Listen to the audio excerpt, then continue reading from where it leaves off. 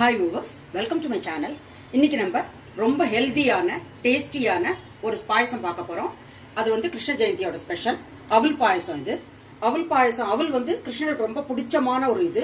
அதனாலதான் நம்ம வந்து ரொம்ப பிடிச்சமான ஒரு பண்டம். அதனாலதான் நம்ம வந்து கிருஷ்ண ஜெயந்தி அன்னைக்கு அவல் பாயசம் பண்றோம். கட்டாயம் அவளை வந்து நீங்க பாயசம் தான் பண்ணோங்கிறதுல அவளோட உருண்டை பண்ணலாம், லட்டு பண்ணலாம், எது வேணா பண்ணலாம் நம்ம. அது இப்போ வந்து நம்ம ஃபர்ஸ்ட் ஸ்டெப்பா இதுல வந்து நெய் விட்டுருக்கேன். இதுல வந்து நான் வந்து இது கேஷ்யூ நட்ஸையும் ரைசின்ஸையும் வறுத்து எடுத்துக்க போறேன். அப்புறம் இந்த மீன் டைம் இதுல வந்து இந்த அவல் வந்து எதனால கிருஷ்ணருக்கு பிடிச்சது என்னங்கறத வந்து நம்ம பார்க்கலாம். அது எதனால நம்ம பண்றோங்கிறத பார்க்கலாம். இப்போ வந்து இதுல வந்து நெய் காஞ்ச உடனே இதுல வந்து ஃபர்ஸ்ட் கேஷ்யூ நட்ஸ் போட்டுக்கிறேன். ஒரு 10-20 பீஸ் போட்டுருக்கேன். 10 to 15 பீஸ் போட்டுருக்கேன். இது லைட்டா கலர் சேஞ்ச் ஆனவுடனே பொன்னிறமா ஆனவுடனே எடுக்கணும். கேஷ்யூ நட்ஸ் பொதுவாக வந்து ரொம்ப சீக்கிரம் வந்து கருத்து போடும். அதனால வந்து நீங்க ஒன்று வந்து சிம்ல இல்லை மீடியம் ஃப்ளேம்ல வச்சு ரொம்ப ஜாகிரதையா வறுத்து உடனே எடுத்து வைக்கணும். அதே மாதிரி ரொம்ப ஹாட்டான கீல வந்து நீங்க ரைசின்ஸ் போடும்போது அதுவும் வந்து உடனே வந்து பொரிஞ்சிடும். அதனால கொஞ்சம் ஜாகிரதையா பண்ணணும். இதுக்கு வந்து நான் எவ்வளோ எடுத்துருக்கேன்னா அவல் வந்து நான் 1/2 கப் எடுத்துருக்கேன். 100 கிராம விட கொஞ்சம் கூட இருக்கும். அவல் பொதுவாக நான் டிபார்ட்மெண்ட் ஸ்டோர்ல வாங்கினது. அதில் வந்து மண்ணெல்லாம் இல்லை. இன்கேஸ் நீங்க ஃபீல் பண்ண மண் இருக்குன்னு ஃபீல் பண்ணா எய்தர் வந்து நீங்க வந்து துணியில போட்டு அதை லைட்டா தொடச்சிக்கலாம். அதர்வைஸ் நீங்க சல்லடையில வெறும் அப்படி சலிச்சேன்னா அதுல மண்ணு இருந்தா அது கீழே வந்துடும்.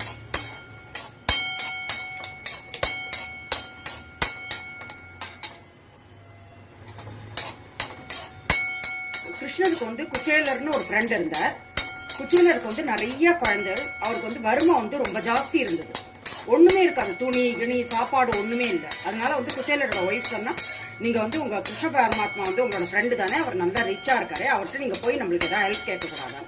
உடனே அதனால வந்து அவரை பார்க்கறதுக்கு கிளம்பி வரார். அவர் கிளம்பி வரும்போது அவர்கிட்ட ஒண்ணுமே இல்லை. அதனால வந்து அப்ப வந்து ஒய்ஃப் குச்சேலரோட ஒய்ஃப் வந்து வீட்டுல இருக்கிற அவல வந்து ஒரு கந்த துணியில வந்து கட்டி அவர்கிட்ட கொடுக்குறார். கிருஷ்ணர்கிட்ட சாரி குச்சேலர்கிட்ட. குச்சேலர் அதை எடுத்துட்டு பிருந்தாவனத்துக்கு போற தன்னோட ஃப்ரெண்டு வந்து கிருஷ்ணரை பார்க்கறதுக்கு. கிருஷ்ணரை பார்க்கறதுக்கு போனா அங்க ஒரே மாளிகை கோபுரம் எல்லாம் இருக்கு. அதை பார்த்த உடனே அவர் கொஞ்சம் ரொம்ப ஹெசிடேட் பண்றாரு. ஐயோ, இந்த இடத்துல வந்து நம்ம பார்க்க வந்திருக்கோமே, எப்படி இருக்கும், நம்ம ரொம்ப ஏழையா இருக்கோமே அப்படின்னு யோசிச்சுட்டு அவர் வர்றார். அப்புறம் வந்து அவர் கிருஷ்ணரை பார்க்கறாரு. கிருஷ்ணரை பார்த்தோம்னா கிருஷ்ணர் ஒரேதியா சந்தோஷப்பட்டு தன் ஃப்ரெண்டை ரொம்ப கட்டிக்கிறார். கட்டின்ற உடனே அவர் என்ன பண்றாரு, ஃப்ரெண்டுக்கு எல்லாம் கொடுக்குறாரு. நல்ல ட்ரெஸ், சாப்பாடு எல்லாம் கொடுக்குறாரு.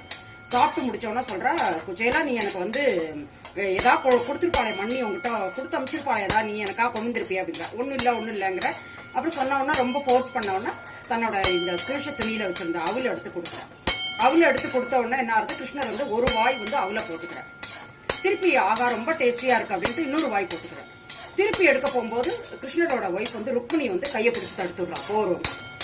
அதுக்கப்புறம் என்ன ஆகுது, எல்லாரும் சொல்லிட்டு அவர் எதுவுமே கேட்கல. தான் ஃப்ரெண்டு கிட்ட ஹெல்ப் பண்ணலாம். ஒரு மாதிரி அவருக்கு ரொம்ப கூச்சமா இருந்து திரும்பி போயிட்டார். அவர் தான் திரும்பி தான் வீட்டுக்கு வந்து அவருக்கு புரியவே இல்லை தன்னோட வீடு தான். நான் அந்த இடத்துல வந்து அவருக்கு அப்படியே அவரோட வீடு வந்து பெரிய மாளிகையா இருக்கு. ஒரே எதிரியா ஒய்ஃப் வந்து நகையெல்லாம் போட்டுண்டு புடையெல்லாம் போட்டுன்னு ரொம்ப ஜோரா பயங்கர ரிச்சா இருக்கா. அதனால வந்து இந்த கிருஷ்ணர் சாப்பிட்டதுனால என்னாச்சு, அவருக்கு வந்து இந்த எல்லாம் ஆட்டோமேட்டிக்கா அவர் ஒரு வாய் போட இவருக்கு இங்க செல்வம், இது துணி எல்லாம் கிடைச்சது.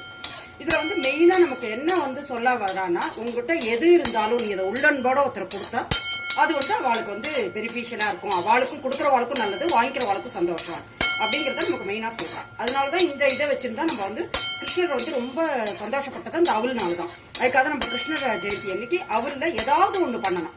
இதை நீங்க வெள்ளத்தை கலந்து வெறுனா வைக்கலாம். உங்களுக்கு எல்லா இதையும் பண்ணிட்டு உங்களுக்கு டைம் இல்லைன்னா அவளை ஜஸ்ட் ஊற வச்சுட்டு அந்த வெள்ளத்தை கலந்து வைக்கலாம்.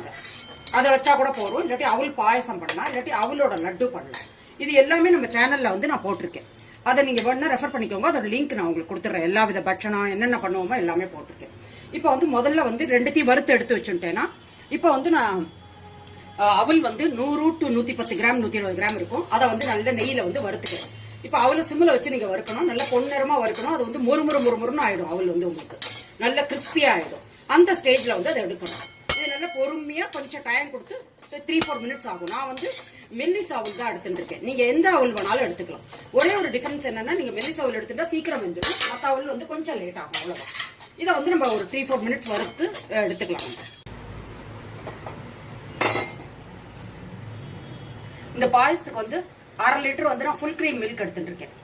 அதை வந்து காய்ச்சிக்கிறேன். தனியா காய்ச்சி அதாவது கொஞ்சம் கரண்டி போட்டு கொஞ்சம் நேரம் காய்ச்ச போறேன், நல்லா கொஞ்சம் திக்கா வரதுக்கு. அதுக்கப்புறம் நம்ம பாயசத்துல கலக்க போறோம். அதுக்கப்புறம் இங்க வந்து எவ்வளோ அவல் எடுத்துட்டேனோ அதோட 1.5 மடங்கு, 1/2 கப் எடுத்துட்டேன், 3/4 கப்பு வந்து வெல்லம் எடுத்துட்டு இருக்கேன். இதை வந்து கொஞ்சமா தண்ணி விட்டு இதை வந்து கரைச்சிக்க போறேன். இதில் 2 ஸ்பூன் தண்ணி விட்டுருக்கேன். இது வந்து பாகுக்கெல்லாம் காய்ச்ச வேண்டாம், ஆனா இது நல்லா வந்து கரையணும். கரைஞ்ச உடனே நம்ம மண் மேலாக இருக்கும், அதை வடிகட்டின்ட்டு திருப்பி கொஞ்சம் பச்சை வாசனை போக கொஞ்சம் காய்ச்சிட்டு அதுக்கப்புறம் இதை ஆற வச்சுக்கணும். எப்பயுமே சூடா இருக்கிறத வந்து பாலில் விடக்கூடாது, திரிஞ்சு போயிடும். அதுக்காக இது நல்லா தனியா காய வச்சு கொதிக்க வச்சு எல்லாம் பண்ணி நம்ம எடுத்து வச்சுட்டுருணும். அது ஆறினோம்னா அதில் விட போறோம். இப்போ வந்து ஒரு பக்கம் பால் கொதிச்சுட்டு இருக்கு, வெல்லம் கரைஞ்சுட்டு இருக்கு. அதுக்குள்ள நான் இங்க வந்து ஒரு 10 பாதாம் வந்து எடுத்துட்டு இருக்கேன். அதுக்கப்புறம் ஒரு 4-5 வந்து 10 வந்து பாதாம் எடுத்துட்டு இருக்கேன். அதுக்கப்புறம் 4-5 வந்து முந்திரி பருப்பு எடுத்துட்டு இருக்கேன்.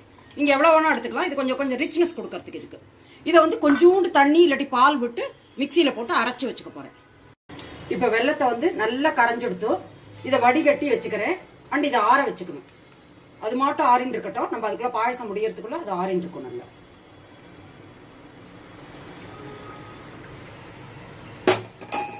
இப்ப பால் வந்து காஞ்சிட்டு இருக்கு. அதை வந்து இன்னும் கொஞ்சம் சுண்டா ஆக்குறேன். இன்னும் ஒரு 1/2 மணி நேரம் போல நல்லா கொதிக்கட்டும். திக் மில்க், அதனால வந்து நீங்க கொதிக்க வச்சா இன்னும் நல்லா திக் ஆயிடும், நல்லா ஆட வரும். இப்போ வந்து இந்த பாலை வந்து ஒரு 15 to 20 மினிட்ஸ் கொதிக்க வச்சிருக்கேன், ஃபுல் கிரீம் மில்கை. இப்போ இதை வந்து நம்ம இந்த அவல்ல விட்டுடணும். அவல் நம்ம வறுத்து தான் இருக்கும், இன்னும் அது வேகணும். ஒரு 5 to 7 மினிட்ஸ் ஆகும் வேகிறதுக்கு, அவ்வளவுதான். இதை வந்து கலரிண்டே இருக்கணும். பால் விட்டுருக்கிறதுனால அவல் இருக்கிறதுனால அடியில பிடிச்சிடும். எதர் சிம்ல வச்சுன்னு கலரணும், இல்லாட்டி மீடியம் ஃபிளேம்ல வச்சுட்டா அடிக்கடி கவனிச்சுட்டே இருக்கணும். கொஞ்சம் விட்டேன்னா அடியில பிடிச்சுட்டுரும். பாலோடது எது பண்ணாலும் அடியில பிடிச்சுட்டு அந்த இது வேஸ்ட் ஆயிடும் கம்ப்ளீட்டா. அதனால வந்து அதை கவனிச்சுட்டே இருக்கணும். இப்போ அவல் நல்லா வெந்துருத்து. இப்போ வந்து நம்ம அரைச்சி வச்சிருக்கோம் இல்லையா, பாதாம் அண்ட் முந்திரி பருப்பு அரைச்சி வச்சிருக்கோமே, அந்த இதை வந்து இதில் விடுறேன். இதை நம்ம மெயினாக எதுக்காக பண்ணுறோம்னா ஒரு ரிச்னஸ் கொடுக்கறதுக்கு இந்த பாயசத்துக்கு. அதுக்கப்புறம் வந்து கிரேவி லைட்டாக திக்கன் ஆகும். அதுக்கப்புறம் வந்து நல்ல க்ரீமியாக டேஸ்டியாக நல்ல ஃப்ளேவரோட இருக்கும். அதுக்காக இது பண்ணுறோம். இது வந்து யாருக்கு வேண்டாமோ வேணா ஸ்கிப் பண்ணிக்கலாம். அப்புறம் இதில் வந்து 1/2 ஸ்பூன் வந்து ஏலக்காய். இதோட நீங்க வந்து உங்களுக்கு சுகர் கலக்கக்கூடாதுன்னு நினைச்சா நீங்க ரைஸோட பொடி பண்ணி வச்சுக்கலாம். பொடி 1/2 ஸ்பூன் வந்து ஏலக்காய் பவுடர் போட்டு 3/4 கப்பு வெல்லத்தை வந்து கரைச்சு வடிகட்டி எடுத்து வச்சிருந்தேன். அதுலயே பச்சை வாசனை எல்லாம் போற அளவு நல்லா கொதிக்க வச்சுட்டேன். இப்போ இதுல விட்டுட்டேன். ஆற வச்சிருந்தேன். அதை ஆற வச்சதுதான் நீங்க இதுல விடணும். கொதிக்கிறத விடக்கூடாது, ஏன்னா திரிஞ்சு போயிடும். இது ரொம்ப முக்கியமான டிப். எப்பயும் நம்ம வந்து வெல்லம் போட்டு வெல்லம் யூஸ் படுத்துறப்ப பாயசத்துல எதர் பால் நல்ல ஜில்லுன்னு இருக்கணும், அதர்வைஸ் வந்து வெல்லம் நல்ல ஜில்லுன்னு இருக்கும். அதனால நீங்க முன்னாடியே கொதிக்க வச்சு வடிகட்டி கொதிக்க வச்சு அதை வந்து நீங்க ஆற வச்சு வச்சுருக்கோம். அப்போ வந்து உங்களுக்கு ஒன்றும் ஆகாது. இப்போ வந்து ஒரு 2 நிமிஷம் இதை அடுப்புல வச்சிருக்கேன். அதுக்கப்புறம் நம்ம வந்து டிரான்ஸ்ஃபர் பண்ணிடலாம். ஏன்னா இது வந்து கொஞ்சம் நேரம் ஆனவுடனே இது கொஞ்சம் கெட்டி ஆகும். அதனால வந்து ரொம்ப நேரம் வந்து இதை கொதிக்க விட வேண்டாம். ஆனால் நமக்கு பச்சை வாசனை எல்லாம் ஆல்ரெடி போயிடுது எல்லாத்துலையும். அதனால இப்போ வந்து இதை நான் வந்து சர்விங் பவுல்ல மாத்திடுறேன்.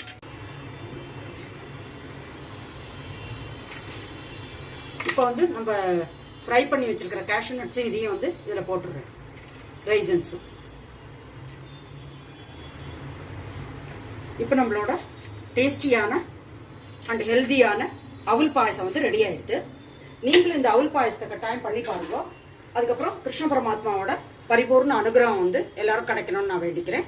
அண்ட் இந்த ரெசிபி உங்களுக்கு யூஸ்ஃபுல்லா இருந்ததுன்னா என் சேனலை லைக் பண்ணி ஷேர் பண்ணி சப்ஸ்கிரைப் பண்ணுங்க. மீண்டும் ஒரு நல்ல ரெசிபியோடு நான் உங்களை மீட் பண்றேன். Until then take care. Thank you.